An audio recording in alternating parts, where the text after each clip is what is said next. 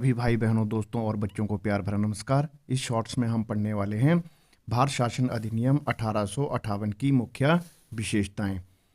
1858 का जो अधिनियम बनाया गया था, ये 1857 के स्वतंत्रता संग्राम या सिपाही विद्रोह के बाद बनाया गया था। यह अधिनियम भारत के शासन को अच्छा बनाने वाला अधिनियम कहा जाता है।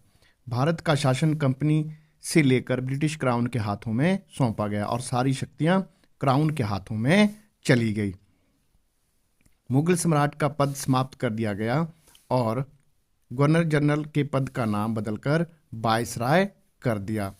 लॉर्ड कैनिंग प्रथम वायसराय बने।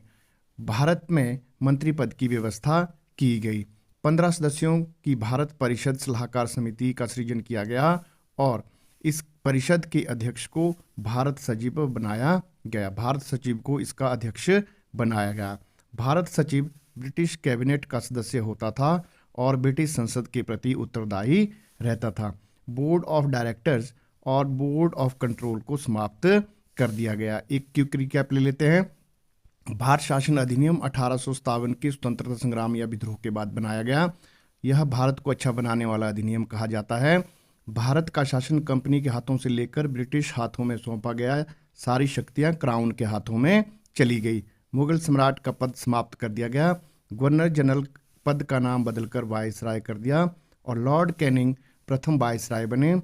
भारत में मंत्री पद की व्यवस्था की गई और 15 सदस्य की भारत परिषद सलाहकार समिति बनाई गई और परिषद का अध्यक्ष भारत सचिव को बनाया गया।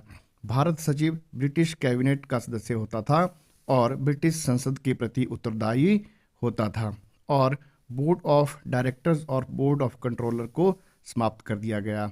Thanks for watching. मिलते हैं अगली वीडियो में। जय हिंद, जय भारत।